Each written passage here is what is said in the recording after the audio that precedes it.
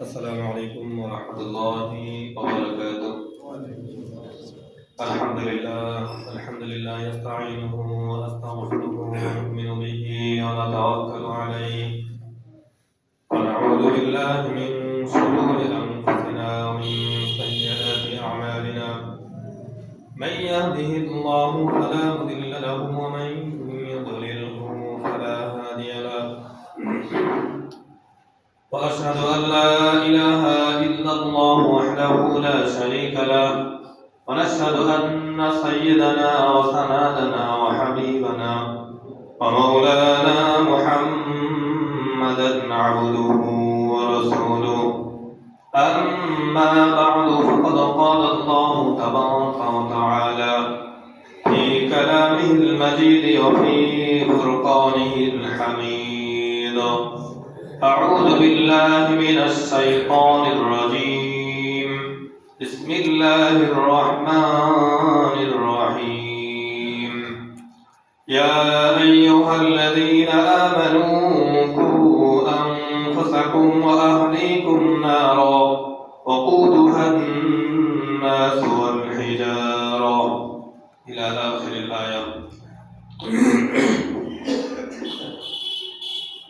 وقال رسول الله صلى الله عليه وسلم: الدنيا متاع وخير متاع الدنيا المرأة الصالحة، أو كما قال عليه الصلاة والسلام. وقال الله تعالى: إن الله وملائكته يصلون على النبي يا أيها الذين آمنوا صلوا عليه وسلموا تسليما. আমরা সকলে দরুদ ইব্রাহিম বলি: اللهم صل على محمد وعلى آل محمد كما صليت على إبراهيم وعلى آل إبراهيم إنك حميد مجيد. اللهم بارك على محمد وعلى آل محمد كما باركت على إبراهيم وعلى آل إبراهيم إنك حميد مجيد.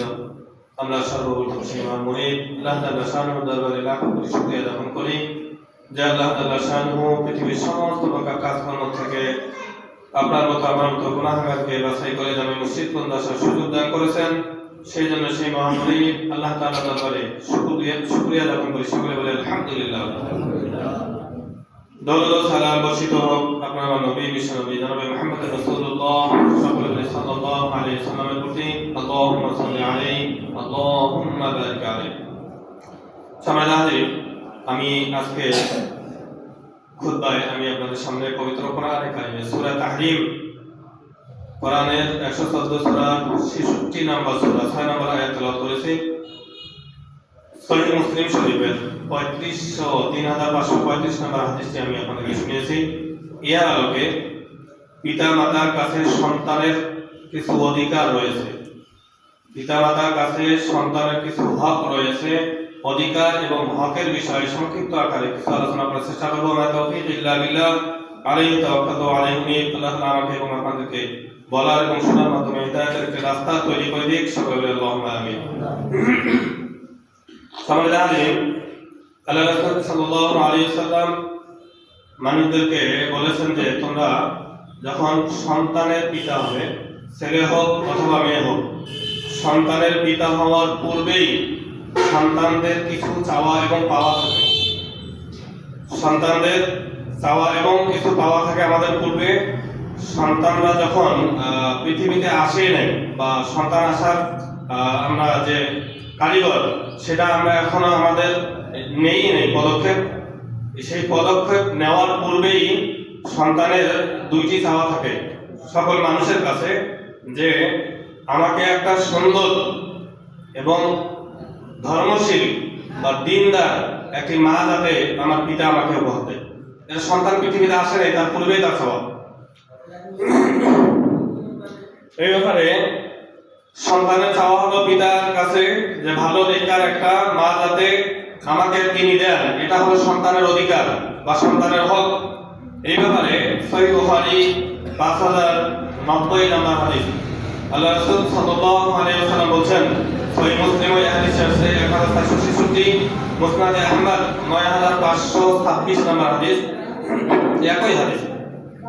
হযরত আবু হুরায়রা রাদিয়াল্লাহু তাআলা থেকে বর্ণিত, তিনি বলেন আল্লাহ রাসূল সাল্লাল্লাহু আলাইহি ওয়াসাল্লাম বলেন যে ক্বালা তুনকাহুল মারআতু আরবা', যখন তোমরা চারটি গুণ দেখে বিবাহের জন্য মেয়েকে বাছাই করো, যখন তোমরা বিবাহের জন্য মেয়েকে দেখার জন্য যাবে বা বাছাই করার জন্য যাবে, তখন ওই মেয়ের ভেতরে চারটি গুণ তোমরা দেখে তাকে বাছাই করো। আপনি যখন আপনার সন্তানকে বিয়ে দিতে যাবেন, যে বাড়িতে মেয়ে দেখতে যাবেন, ওই মেয়ের চারটি গুণ আগে দেখবেন, তারপরে আপনার সন্তানকে বিবাহের জন্য ওই মেয়েকে নির্বাচন করবেন। আপনার যখন ভাতিজাকে বিবাহ বন্ধনে আবদ্ধ করার জন্য মেয়ে দেখতে যাবেন, তখন চারটি গুণ দেখবেন তার ভেতরে আছে কিনা। আপনার যখন নাতি পুতিকে যখন বিবাহ বন্ধনে আবদ্ধ করতে দিবেন বা করে দিবেন, যখন মেয়ে দেখতে যাবেন, তখন মেয়ের ভেতরে চারটি গুণ দেখবেন। এই চারটি গুণ দেখে আপনার সন্তানের জন্য বা আপনার নিজের জন্য অথবা আপনার ভাতিজার জন্য অথবা আপনার অধীনস্থ যিনি আছেন তার জন্য অথবা আপনার নাতি এবং পুতির জন্য মেয়েকে সিলেকশন করবেন। আল্লাহ রাসূল সাল্লাল্লাহু আলাইহি ওয়াসাল্লাম বলেন যে এই চারটি গুণ কি? এক নম্বর হলো লিমানিহা, তার সম্পদ দেখে তাকে বউ করার জন্য সিলেকশন করবেন। তা দেখবেন আগে সম্পদ কি আছে না আছে এগুলো। আবার এরকম করেন না যে সম্পদ দেখে 10 লাখ টাকা কি বলে আপনার যৌতুক নেওয়া যাবে, এরকম সম্পদ আছে না এটা মনে করে আবার দেখিয়েন না। আল্লাহ রাসূল সাল্লাল্লাহু আলাইহি ওয়াসাল্লাম বলেন যে এই চার গুণ দেখে তারপর মেয়েকে বিবাহের জন্য নির্বাচন করো। এক নম্বর হলো লিমানিহা, তার সম্পদ দেখে, তার সম্পদ কি আছে না আছে এগুলো দেখে নেবেন আগে। আবার যৌতুকের আশা করে দেখিয়েন না, আবার যৌতুক দেওয়াও হারাম, যৌতুক নেওয়াও হারাম। কেমন হারাম? আল্লাহ রাসূল সাল্লাল্লাহু আলাইহি ওয়াসাল্লাম বলেন যে শুকুরের মাংস মুসলিমদের জন্য খাওয়া যেরকম হারাম, তো যৌতুকের টাকা নিয়ে সেটাকে খাওয়া অনুরূপ হারাম। মুসলমানদের জন্য পায়খানা খাওয়া যেমন হারাম, ঠিক অনুরূপ হারাম যৌতুকের টাকা নেওয়া বা দেওয়া। এই জন্য যৌতুকের আশায় ফের আবার তার সম্পদ দেখেন না। আল্লাহ রাসূল বলেন যে লিমানিহা, তার সম্পদ দেখবেন।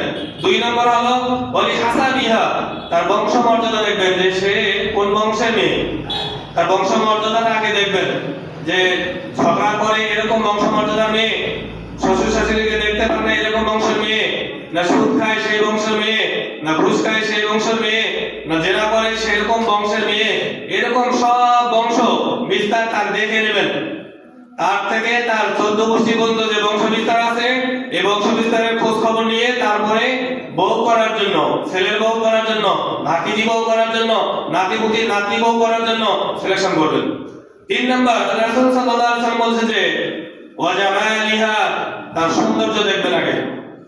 তার সৌন্দর্য দেখে তাকে সিলেকশন করবেন। দাঁত ব্যাসকা আছে কিনা, নাক দিয়ে আবার পানি পড়ে কিনা, আবার তার গঠন প্রণালী কি রকম আছে, এরকম সৌন্দর্য দেখবেন।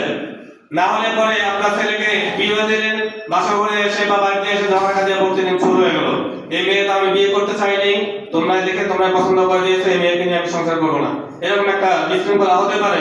সেই জন্য আল্লাহ রাসূল বলেন যে তোমরা মেয়ের সৌন্দর্য দেখবে। এরপরে বলছে যে ওয়ালিদিনিহা, তারপরে 4 নম্বরে হলো তার দিনদারিত্ব দেখবেন। ওই মেয়েটা নামাজ পড়ে কিনা, ওই মেয়েটা কোরআন পড়তে জানে কিনা, ওই মেয়ের ভেতরে কতটুকু মানবতা আছে, ওই মেয়ের ভেতরে কতটুকু আপনার কি বলে ব্যবহার আচার সেটা সহনশীলতা আছে, ওই মেয়ের ভেতরে দ্বীনের ব্যাপারে কি পদক্ষেপ আছে সেটা দেখে তাকে তখন বউ করার জন্য সিলেকশন করো। অর্থাৎ আল্লাহ রাসূল বলেন যে এই 4 গুণ দেখো, তার মান আছে কিনা, তার বংশ মর্যাদা দেখো, তার সৌন্দর্য দেখো এবং তার দ্বীনদারি দেখো। এই 4 গুণ যদি থেকে থাকে তাহলে তোমার জন্য, তোমার ছেলের জন্য, ভাতিজার জন্য, নাতিপুতির জন্য তাকে বউ হিসাবে সিলেকশন করতে পারো। তারপরে আল্লাহ রাসূল সাল্লাল্লাহু আলাইহি ওয়াসাল্লাম বলেন যে ফাদাফার বিদাতিদ দ্বীন তারিবাত ইয়াদাক, আল্লাহ রাসূল সাল্লাল্লাহু আলাইহি ওয়াসাল্লাম বলেন যে তুমি দ্বীনদারিকে প্রাধান্য দাও, নতুবা তুমি ক্ষতিগ্রস্তদের অন্তর্ভুক্ত হয়ে যাবে।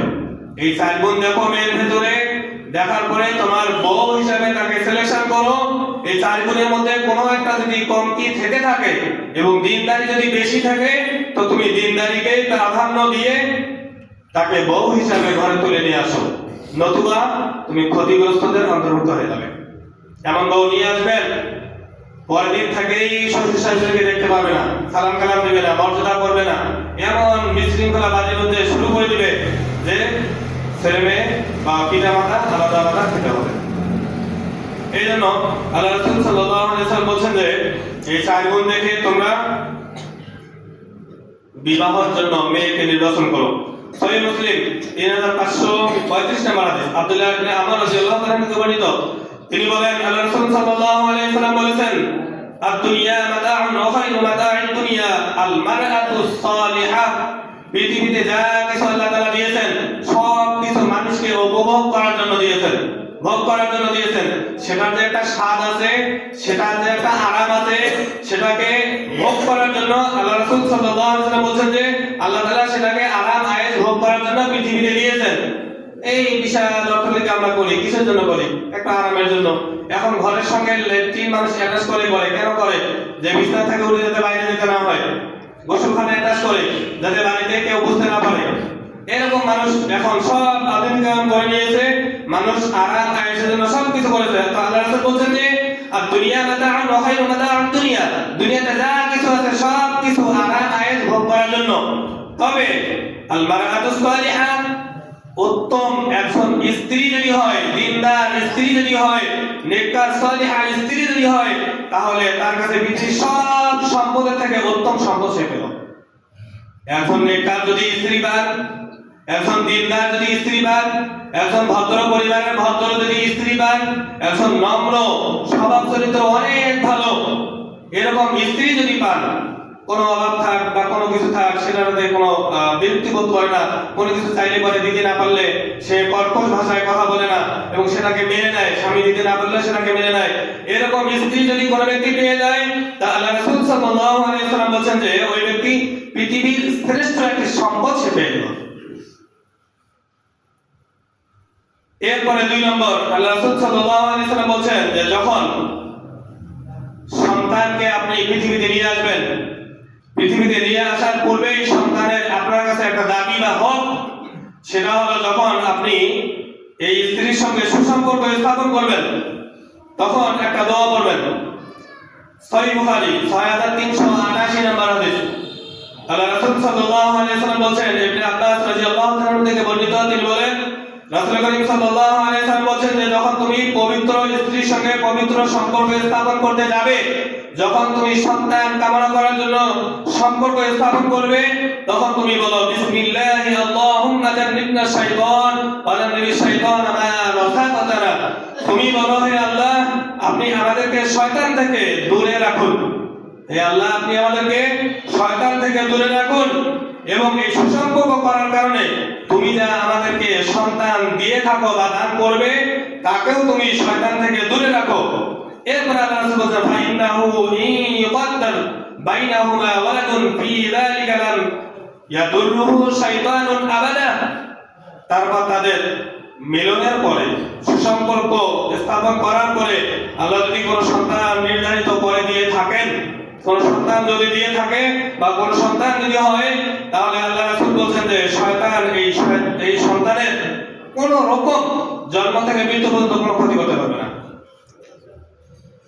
এই কামনাটা, এই দুইটা জিনিস আপনি বিবাহ করার আগেই আপনার যে আগত সন্তান হবে বা সন্তান আসবে, এই সন্তান এই দুই জিনিস আপনার কাছে চাই। একজন নেককার সালিহা স্ত্রী আপনি ঘরে নিয়ে আসবেন এবং যখন সন্তান আপনি কামনা করবেন তখন এই দোয়া করবেন যে শয়তান থেকে আমাদেরকে দূরে রাখো, যে সন্তান আপনি আমাদেরকে দিবেন এই সন্তানকে শয়তান থেকে দূরে রাখো। এই দোয়া করে যদি কোনো সন্তান আপনার আমার হয়ে থাকে তো আল্লাহ রাসূলের ভাষায় এই সন্তানকে শয়তান কবরে যাওয়া পর্যন্ত কোনো ক্ষতি করতে পারবে না। না সুদের দিকে নিয়ে যেতে পারবে, না ঘুষের দিকে, না জেনার দিকে, না মদ অ্যালকোহল যা আছে নাম অবৈধ নেশা করে এগুলোর দিকে নিয়ে যেতে পারবে না। আমাদের সমাজে কিছু লোক সন্তান হলেই নিয়ে আসে, হয়তো একটু কাঁদতেছে, হে করতেছে, একটু ঢুকাই দেন, অর্থাৎ তাকে শয়তান আসর করেছে। এই শয়তান আসর তাকে করতে পারত না যদি আল্লাহ তাআলার কাছে আশ্রয় কামনা করে সন্তানকে দেওয়া হতো। এই দুই জিনিস সন্তান জন্মের পূর্বেই পিতা মাতার কাছে হকদার, অধিকার তাদের পাওনা, এই দুই জিনিস তারা চায়। জন্মের পরেও সন্তানের প্রতি পিতা মাতার জন্য কিছু হক রয়েছে, অধিকার রয়েছে। সন্তান হলে সর্বপ্রথম সন্তান হলে তার কানে আযান দেওয়া। সন্তান যখন ভূমিষ্ঠ হবে, ছেলে হোক অথবা মেয়ে হোক, সন্তান যখন জন্মগ্রহণ করবে সঙ্গে সঙ্গে তার কানে আযান দিয়ে দেওয়া। আমাদের সমাজে আবার একটা প্রচলন আছে যে ছেলে হলে মানুষ খুব আনন্দিত হয়, খুশি হয়, গ্রামের মধ্যে আবার পায়েস পাক করেও বিলি করে, মসজিদের মধ্যে খুরমা মিষ্টিও বিলি করে যে আমাকে ছেলে সন্তান হয়েছে, খুব আনন্দিত থাকে। সব বন্ধু বান্ধব আত্মীয় স্বজন যারা আছে তাদেরকে ফোনের মধ্যে জানায় ছেলে সন্তান হয়েছে আমার। যদি আবার কোনো ব্যক্তির মেয়ে সন্তান হয় তো তাদের কপালটা ভাঁজ হয়ে যায়, তাদের মনটা খারাপ হয়ে যায়, কাউকে কিছু বলে না যে আমার সন্তান হলো বা হলো না, তাদের কপালটা ভাঁজ হয়ে যায়। এই ব্যাপারে আল্লাহ তাআলা বলছেন সূরা নাহল 58 নম্বর আয়াত, আল্লাহ তাআলা বলছেন ওয়া ইযা বুশিরা আহাদুহুম বিল উনসা যাল্লা ওয়াজহুহু মুসওয়াদান ওয়া হুয়া কাযীম। আর যখন তাদেরকে কোন কন্যা সন্তান আমি আল্লাহ তাআলা দান করি, তাদেরকে যখন কন্যা সন্তান আমি আল্লাহ তাআলা দান করার সুসংবাদ দেওয়া হয়, তখন তাদের চেহারাটা মলিন হয়ে যায়, তাদের চেহারাটা কালো হয়ে যায়, তাদের কপালটা ভাঁজ হয়ে যায়, তারা খুব দুশ্চিন্তাগ্রস্ত হয়ে পড়ে যায় যে মেয়ে হলো। কিন্তু আল্লাহ রাসূল সাল্লাল্লাহু আলাইহি ওয়াসাল্লাম বলেছেন যে ব্যক্তির ঘরে একটি কন্যা সন্তান থাকবে আল্লাহ তাআলা তাকে একটি জান্নাত দান করবে। যে ব্যক্তির ঘরে দুইটি কন্যা সন্তান থাকবে আল্লাহ তাআলা তাকে দুইটি জান্নাত দান করবে। যে ব্যক্তির ঘরে তিনটি কন্যা সন্তান থাকবে আল্লাহ তাআলা তাকে তিনটি জান্নাত দান করবে। কিন্তু কন্যা সন্তান হলে পরে আমরা কি করি? আমরা কপালটা ভাঁজ করে দেই, আমরা কপালটা জড়ো করে দেই, চেহারাটা মলিন হয়ে যায়, কালো হয়ে যায়। সুনানে আবু দাউদ 5105 নম্বর হাদিস, ওবাইদুল্লাহ ইবনে রাফি রাদিয়াল্লাহু তাআলা আনহু থেকে বর্ণিত, তিনি বলেন আল্লাহ রাসূল সাল্লাল্লাহু আলাইহি ওয়াসাল্লাম বলেছেন রাআইতু রাসূলুল্লাহ সাল্লাল্লাহু আলাইহি ওয়াসাল্লাম আযানা ফি উযুনিল হাসান ইবনে আলী হিনা ওয়ালাদাতহু ফাতিমাতু বিস-সালাহ। যখন আলীর সন্তান ফাতেমা হাসানকে জন্মগ্রহণ করলেন, ভূমিষ্ঠ করলেন, প্রসব করলেন, পয়দা করলেন, তখন আল্লাহ রাসূল সাল্লাল্লাহু আলাইহি ওয়াসাল্লাম সালাতের আযানের মতো তার কানে আযান দিলেন। যখন হাসানকে ফাতেমা জন্মগ্রহণ করলেন তখন আল্লাহ রাসূল সাল্লাল্লাহু আলাইহি ওয়াসাল্লাম এই সন্তানকে কোলে নিলেন, নেওয়ার পরে সালাতের যে আযান আমরা দেই ঠিক অনুরূপ আযান তার কানে তিনি প্রদান করলেন। এইজন্য ছেলে হোক অথবা মেয়ে হোক, ভূমিষ্ঠ হওয়ার পরেই সর্বপ্রথম আমাদের কাজ হলো, তার হক হলো, তার অধিকার হলো তার পিতামাতার কাছে তার কানে আযান পৌঁছে দেওয়া। ছেলে হোক অথবা মেয়ে হোক, পিতামাতার কাছে তার হক, জন্ম হওয়ার সঙ্গে সঙ্গেই তার কানে আযান পৌঁছে দেওয়া, এটা পিতামাতার কাছে ছেলে সন্তান বা মেয়ে সন্তানের হক। 2 নম্বর হলো যখন সন্তান জন্মগ্রহণ করবে, গ্রহণ করার পর পৃথিবীর কোনো খাবার তার মুখে দেবেন না। সর্বপ্রথম একটি খেজুর নিয়ে আসবেন, খেজুরটা চিবিয়ে এই একটু থুতু তার মুখে লাগিয়ে দিবেন এবং খেজুর চিবানো একটু দানা তার তালুর মধ্যে লাগিয়ে দিবেন। সর্বপ্রথম এটা সন্তানের হক, এটা আদায় করবেন, কোনো কিছু খাইতে দেবেন না। সহিহ বুখারী 3909 নম্বর হাদিস, আসমা রাদিয়াল্লাহু তাআলা থেকে বর্ণিত, তিনি বলেন আমি বাচ্চা সম্ভব ছিলাম, বাচ্চা প্রসব সম্ভব ছিলাম, আমার বাচ্চা প্রসব হবে এরকম সময় উপলব্ধি যখন আমি হলাম, এমন সময় আমি মদিনায় হিজরত করলাম, মক্কা থেকে মদিনায় হিজরত করলাম। মদিনায় হিজরত করতে কিছু সময় লেগে গেল। এরপরে মদিনায় হিজরত করে কুবা নামক জায়গায়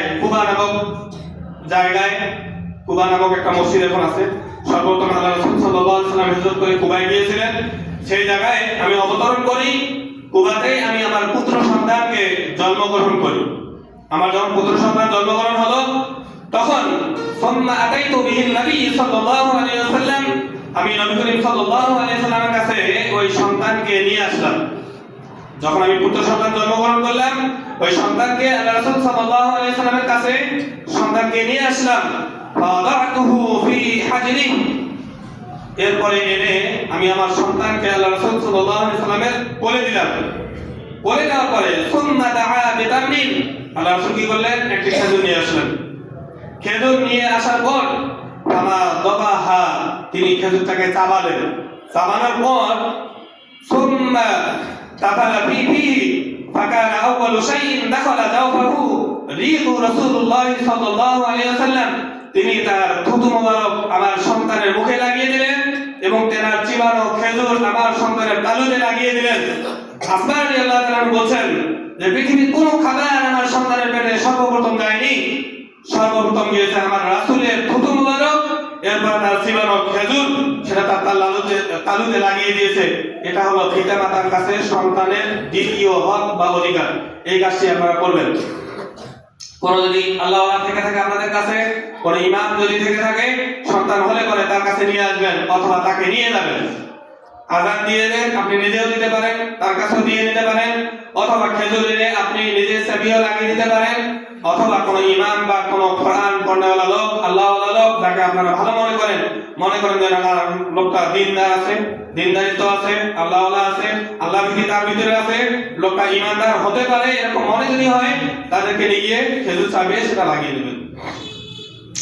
এরপরে শিশু জন্মের পর পিতামাতার কাছে শিশুর জন্য দোয়া করা, এটা হলো তার হক। তার জন্য দোয়া করবেন। আমাদের সমাজে আমরা কি করি, আমাদের ভাগিনী হলে, ভাতিজি হলে বা কোনো সন্তান হলে আমরা আগে ছবি তুলি, ছবি তোলার পর আমাদের ফেসবুকে আপলোড করি। মামা হলাম, আজকে পুত্র সন্তানের পিতা হলাম, আজকে ভাতিজির কি বলে আঙ্কেল হলাম, আজকে বড় আব্বু হলাম, এরকম। কিন্তু এইটা ঠিক নয়, এটা মোটেই ঠিক নয়। যখন সন্তান হবে তখন আপনি তার বরকতের জন্য তার জন্য দোয়া করবেন। সুনানে আবু দাউদ 5106 নম্বর হাদিস, আল্লাহ রাসূল সাল্লাল্লাহু আলাইহি ওয়াসাল্লাম বলেন, হযরত আয়েশা রাদিয়াল্লাহু তাআলা এই হাদিসটি বর্ণনা করে তিনি বলেন, মদিনায় যখন মানুষের সন্তান হতো তখন তারা আল্লাহ রাসূল সাল্লাল্লাহু আলাইহি ওয়াসাল্লামের কাছে সেই সন্তানদেরকে নিয়ে আসতো, নিয়ে এসে আল্লাহ রাসূল সাল্লাল্লাহু আলাইহি ওয়াসাল্লামের কোলে দিয়ে দিতেন। তখন আল্লাহ রাসূল সাল্লাল্লাহু আলাইহি ওয়াসাল্লাম তাদের জন্য বরকতের দোয়া করে তাদেরকে দিয়ে দিতেন। এই জন্য আমরা যারা সন্তানদেরকে, নবজাতককে বা কোনো শিশু সন্তানকে দেখতে যাব, তখন তাদের জন্য বরকতের দোয়া করব, তাদের জন্য মঙ্গলের দোয়া করব, এই দোয়া করে আসবো। কিন্তু ছবি তুলে ফেসবুকে আপলোড করবো, এখানে দেবো সেখানে দেবো, এরকম করবো না। আল্লাহ তাআলা আমাদেরকে সেই তৌফিক দিক, সকলে আমিন। এরপরে সন্তানদের অধিকার হলো পিতামাতার কাছে আকিকা করা। নাসাই শরীফে 4220 নম্বর হাদিস, সামুরা ইবনে জুনদুব রাদিয়াল্লাহু তাআলা আনহু থেকে বর্ণিত, তিনি বলেন, নবী করিম সাল্লাল্লাহু আলাইহি ওয়াসাল্লাম বলেছেন, ক্বালা কুল্লু গুলামিন রাহিনা বিআকিকাতিহি তুযবাহু আনহু ইয়াওমা তাবিইহি ওয়া ইউহাক্কু রাসুহু ওয়া ইউসাম্মা। প্রত্যেক সন্তান স্বীয় আকিকার সঙ্গেই জন্মগ্রহণ করে। প্রতিটা সন্তান তার নিজের আকিকার সাথে সে আবদ্ধ।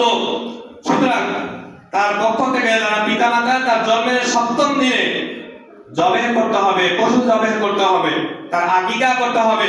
সেদিন তার মাথাকে মুন্ডন করতে হবে, নেড়ে করে দিতে হবে। এরপরে তার একটা সুন্দর নাম রাখতে হবে।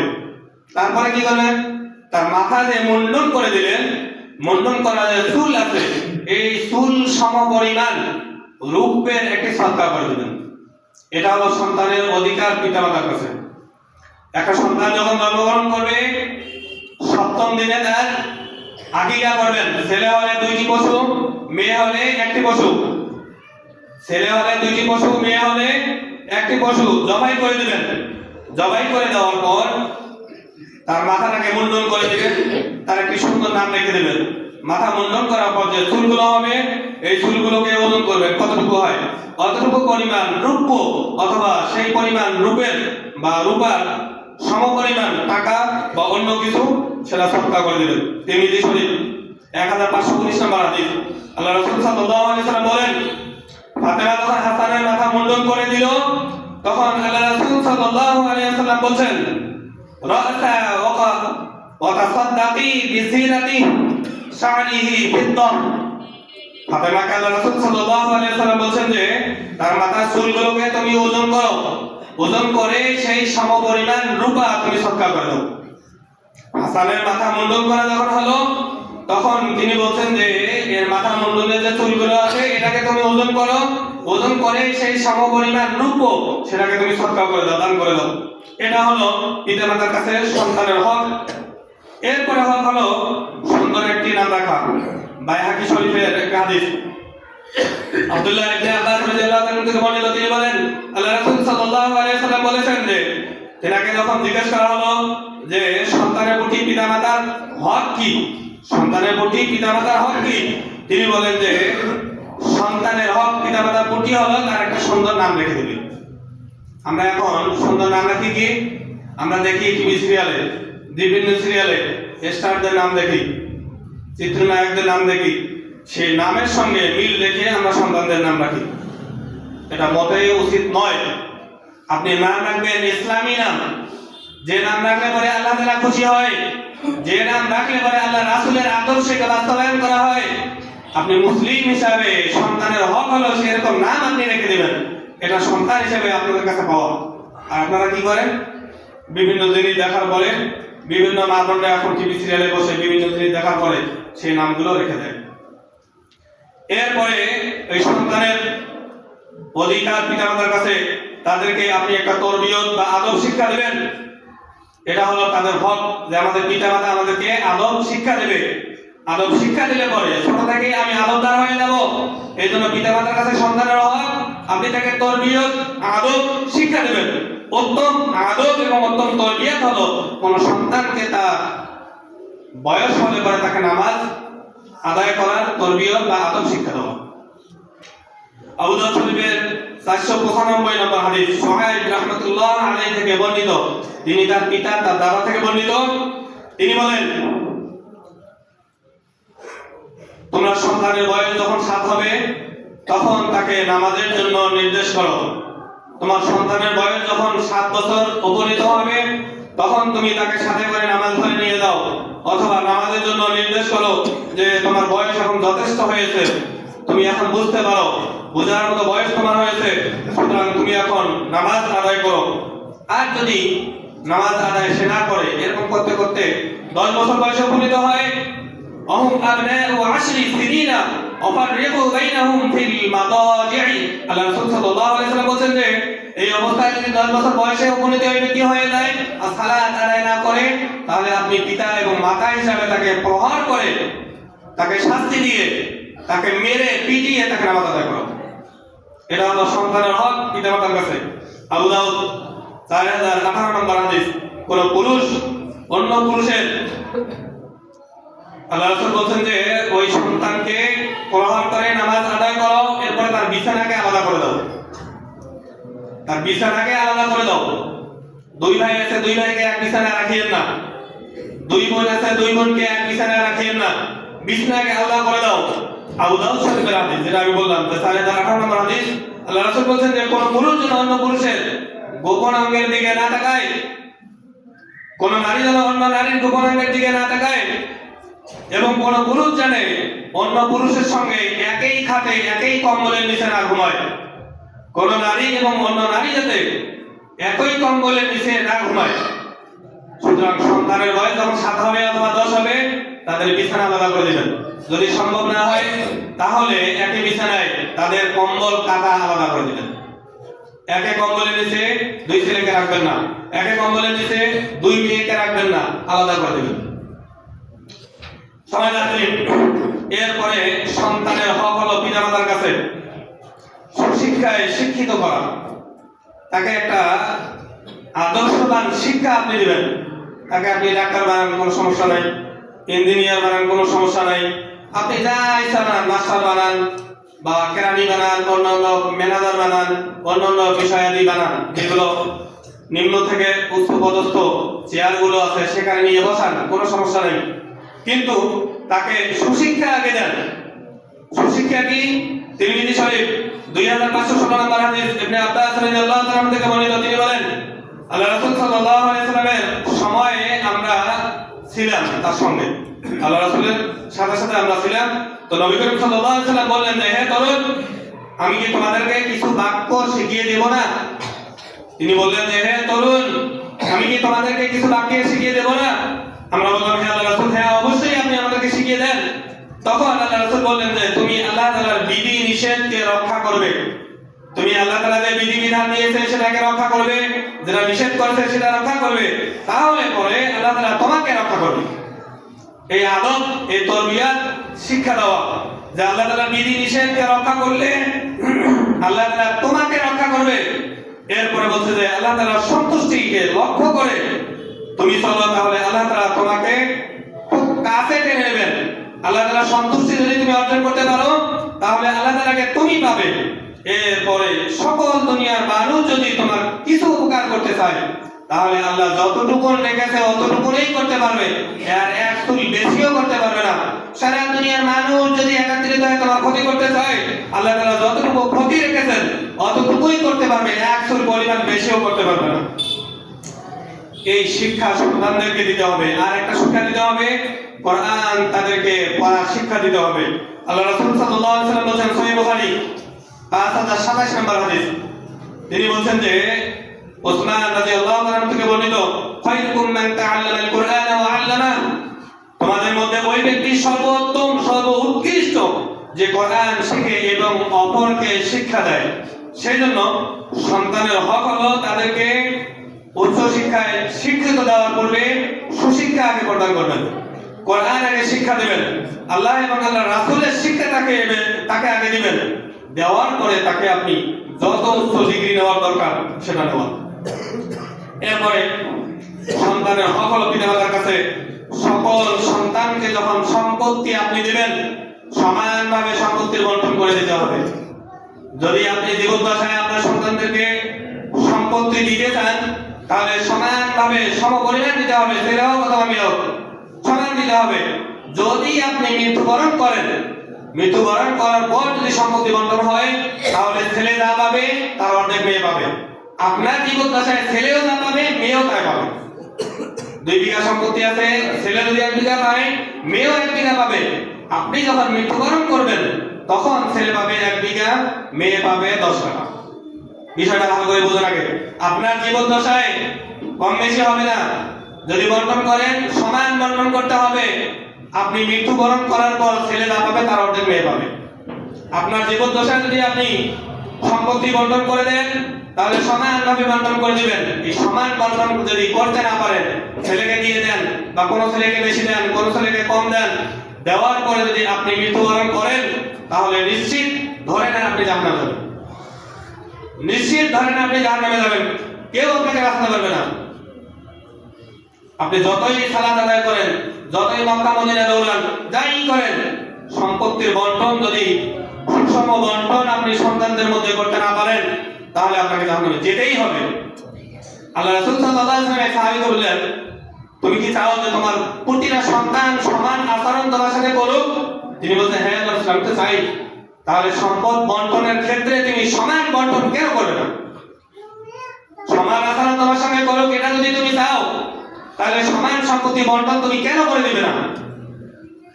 এই ব্যাপারে মুসলিম শরীফের 1666 নম্বর হাদিস, নুমান ইবনে বাশীর রাদিয়াল্লাহু তাআলা আনহু থেকে বর্ণিত, তিনি বলেন, এই বাশীর রাদিয়াল্লাহু তাআলা আনহু তার পুত্র নোমানকে আল্লাহ রাসূল সাল্লাল্লাহু আলাইহি ওয়াসাল্লামের কাছে নিয়ে গেলেন। নিয়ে গিয়ে বললেন, আল্লাহ রাসূল, এই আমার সন্তান নোমান, আমার এই সম্পত্তি ছিল, এই সম্পত্তি তাকে আমি দিলাম, আপনি সাক্ষী থাকেন। তা আল্লাহ রাসূল বললেন যে, বাশীর, তোমার কি আরো সন্তান আছে? তিনি বললেন যে, হ্যাঁ আল্লাহ রাসূল, আছে, আরো সন্তান আছে। নোমানকে যা দিয়েছো এই সমপরিমাণ অন্য সন্তানদেরকে কি দিয়েছো? তিনি বললেন যে না। তাহলে তিনি তখন বললেন যে, বাশীর, অন্য কাউকে সাক্ষী রাখো, আমি কোন জুলুমকারীর সাক্ষী থাকি না। তাহলে বাশীরকে আল্লাহ রাসূল কি বললেন? জুলুমকারী বললেন। আর আপনি যখন আপনার সন্তানকে সমপরিমাণ সম্পদ বন্টন করে দিতে না পারবেন তাহলে আপনি জালিম, আপনি জুলুম করলেন এক সন্তানের প্রতি আরেক সন্তানের কাছে, আপনিও জালিম হিসাবে কিয়ামতের ময়দানে আপনাকে উঠতে হবে। এরপরে আর একটা হক হলো সন্তানের পিতামাতার কাছে বয়স হলে পরে তাকে বিবাহ করে দেবেন। যদি না করে দেন, মুসনাদ আহমদের একটা হাদিস, তাহলে ওই সন্তান যদি বিবাহের বয়স হওয়ার পরেও যদি আপনি গার্জিয়ান হিসাবে তাকে বিবাহ করিয়ে না দেন, আর ওই সন্তান যদি কোনো পাপের সঙ্গে লিপ্ত হয়, সেই পাপ আসি আপনি পিতামাতা হিসাবে আপনার উপরে বর্তাবে। ওই সন্তানের পাপ হবে না, ওই পাপটা আপনি পিতামাতা হিসাবে আপনার উপরেই এসে বর্তাবে। এই জন্য সময় হলে পরে সন্তান সন্তানদেরকে বিবাহ বন্ধনে আবদ্ধ করে দেওয়া। এরপরে বিয়ের ক্ষেত্রে আপনি যাই তাই এনে দিবেন, এটা হবে না। ওই যে শুরুতে আমি বললাম, তার জিনিস লক্ষ্য করবেন এবং পাত্র এবং পাত্রী যে আছে তাদেরও মতামত নেবেন। এরপরে হলো সন্তানের ভরণ পোষণ পিতামাতা করবে। সন্তান জন্মের পর ভরণ পোষণের দায়িত্ব পিতারা দেন। আবু দাউদ 1693 নম্বর হাদিস আব্দুল্লাহ ইবনে আমর রাদিয়াল্লাহু তাআলা থেকে বর্ণিত। তিনি বলেন, আল্লাহ রাসূল সাল্লাল্লাহু আলাইহি ওয়াসাল্লাম বলেন যে কোন ব্যক্তি পাপী হওয়ার জন্য যথেষ্ট এই যে তার ভরণ পোষণের উপর নির্ভরশীল এমন কোন ব্যক্তি আছে, অর্থাৎ তাদের সন্তানরা রয়েছে, কিন্তু তাদের ভরণ পোষণের তোয়াক্কা না করে সেই সম্পদকে অপচয় করে, নষ্ট করে, বিনষ্ট করে দেয়, খেয়ে ফেলে, জুয়া খেলে, মদ খেলে বা অন্যান্য কিছু করে নষ্ট করে দেয়, ওই ব্যক্তি পাপিষ্ঠ হওয়ার জন্য সেটাই যথেষ্ট। সেই জন্য ভরণ পোষণ সন্তানদেরকে দিতে হবে। এরপরে আরেকটি হক হলো সন্তানের জন্য বদদোয়া করবেন না। কোন পিতা মাতা কোন সন্তানের জন্য বদদোয়া করবেন না। আবু দাউদ 1532 নম্বর হাদিস জাবির ইবনে আব্দুল্লাহ রাদিয়াল্লাহু তাআলা থেকে বর্ণিত। তিনি বলেন, আল্লাহ রাসূল সাল্লাল্লাহু আলাইহি ওয়াসাল্লাম বলেন যে তোমরা নিজের জন্য বদদোয়া করিও না। নিজের জন্য নিজে বদদোয়া করো না। অনেক সময় এমন হয়ে যায় যে এই আমি বললেই ভালো, এরকম বিভিন্ন প্রকার বলে থাকে। তা আল্লাহ রাসূল বলেন যে নিজের জন্য বদদোয়া করিও না, সন্তানদের জন্য বদদোয়া করিও না। তোমার যে খাদিম আছে, কর্মচারী আছে, যাদেরকে কাজ করো তুমি, তাদের জন্য বদদোয়া করিও না। ধন সম্পদের উপর বদদোয়া দিও না। ধন সম্পদের উপর বদদোয়া করিও না, কারণ আল্লাহ তাআলা কোন সময় জানি তোমার এই বদদোয়াটা কবুলের সময় হয় আর সেই সময় কবুল করে দেয়। এই জন্য বদদোয়া করবেন না। এই কয়েকটা বিষয় আমি আপনাদের সামনে উপস্থাপন করলাম, বললাম এই সন্তানের প্রতি পিতামাতার হক।